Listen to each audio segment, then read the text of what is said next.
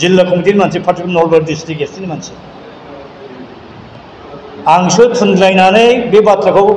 स्लगानखौ होदों जायो व्हेरेज आं बे ममेन्टआव आं स्पटआवनो सफैयाखै दस्रा खामानियाव बेस्थ' जानानै दंमोन प्रेस रिलिज टाइपिं खालामनायाव इभेन आंखौ ओरैबायदि सिगिबावदों जे 7 दिननि गेजेराव आं जुदि गावसोर खुसि जाथावथाव एक्सप्लेनेसन होनो हायाब्ला आंखौ कर्टआव केस होगौमोन सोरलै बिसोर बहानि दुगा मारा बिसोर आंहा मा दाय दं बहाय गावसोरसो लाजिनांगौ जे बिटिसिखौ बासायनो थाखाय जोंनि सुप्रिम कर्ट आरो गुवाहाटी हाइकर्टआव पिआइएल होनायखौ लानानै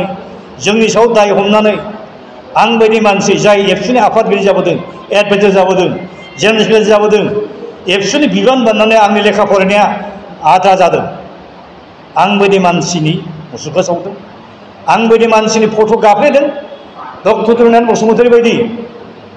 बर' थुनलाइ आफादनिफ्राय एबसुआ बेखौ होखारहोदों डक्टर मंगलचन्द्र हाज'वारि बायदि जाय पद्मश्री एवार्ड मोननाय बर' हारिनि गेजेराव बिराद गोजौ मान सन्मान गोनां मानसि बेबायदि मानसिनि मुसुखा बानायनो सानदों लाजियाखै गावस्रा जोंथ' उल्था केस होनो हायोमोन जों गासिबो बिसोर सानस्लाबनो हायियाव आउट अफ इमोसन फ्रास्ट्रेसन सोरनिबा थुनज्लायनायाव खालामदों होननानै जों दस्रा गुबुन राहाजों लामा लादों नोंस्रा जे गोबां माखासे दाय दस गोरोन्थि मावफ्लांबाय रेक्टिफाइ खालाम इन्ट्रस्पेक्ट बिजिरना नाय जों नांगौ रायजो राजाखौ बुंनानै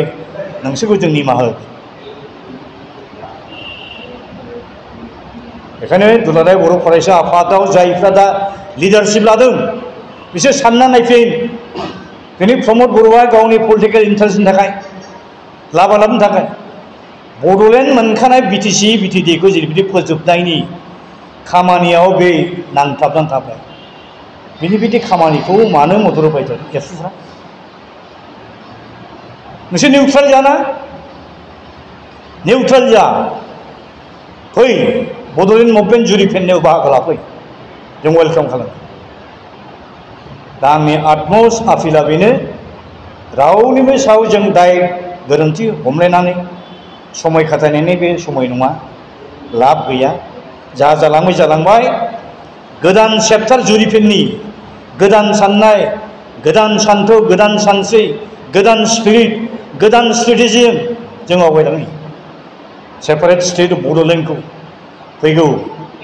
बोसोरबा 10 बोसोरनि गेजेराव जों आदाय खालामो आरो जों जयैनो खौसेनि इउनाइटेडलि जुदि जुजिलाङोब्ला हायोमा दं दा जोंनि दाबिया गासै मोनब्रै एक नम्बर दाबिया आलादा बड'लेण्ड हादोर सोरजिनांगौ 2 नम्बर दाबिया कार्बि आंलंनि बर' कसारि नर्थ कसारिनि बर' कसारिफोरखौ सेटेल ट्राइब हिल्सनि स्टेटास थाबैनो होनांगौ बिएलटिजों एखर खालामनाय समाव 8 नम्बर दफाया बेखौ सोदोंमोन नाथाय 17 बोसोर बारलांसेयावबो बे दफाखौ दाबोनो मावफुंनाय जायाखै बेखायनो बे दफाखौ मावफुंनांगौ होननानै जों भारत गभर्नमेन्टनि खोथायाव नारसिनगासिनो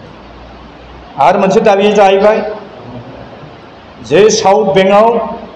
बर' कसारि जे अट'नमास काउन्सिल दानानै होदों स्टेट एक्टनि आन्दाराव बेहा जेबो खामानि गैया पावार एन्ड फांसन गैया बेखायनो भारत संबिजितनि 6थि सेडुलखौ सोदांनानैब्लाबो बे बर' कसारि अट'नमास काउन्सिलखौ आपग्रेड खालामनांगौ ओमफ्राय कनस्टिटिउसननि सिङाव अट'नमास काउन्सिल हिसाबै स्टेटास जानांगौ बेखौ आपग्रेड होनांगौ आरो 4थि दाबिया जाबाय जोंनियाव बर'फोरनाव हाजार हाजार लाख लाख बर' फिसाफोर मेट्रिक पास जानाय दं हायार सेकेन्डारि पास जानाय ग्रेजुवेट जानाय मानसिफोर दं साख्रि बाख्रि गैया बेकार बे साख्रि बाख्रि मोनै बेकार सेंग्रा सिख्लाफोरखौ जाहाथे एंगेजमेन्ट होनो हायो बिनि थाखाय इन्डियान आर्मियाव सेपारेट मोनसे बड' रेजिमेन्ट खुलिनांगौ जेरै नागाफोरनि थाखाय नागा रेजिमेन्ट खुलिदों गरखाफोरनि थाखाय गरखा रेजिमेन्ट सिखफोरनि थाखाय सिख रेजिमेन्ट जाटफोरनि थाखाय जाट रेजिमेन्ट दा गुबुन गुबुन जाथिनि थाखाय जुदि सेपारेट रेजिमेन्ट जुदि खुलिनो हायोब्ला बर'फोरनि थाखाय मोनसे बड' रेजिमेन्ट खुलिनो हाया बे मोनब्रैयानो जाबाय जोंनि दाबि आरोखि बे मोनब्रै दाबिखौ जुदि जोङो गनाय होनानै लानो हायोब्ला बर' हारिया बुहुमाव गेरेमसा मोनसे मास्टार रेस हिसाबै थांना थानो हानाया अभ्यास जागोन आरोखि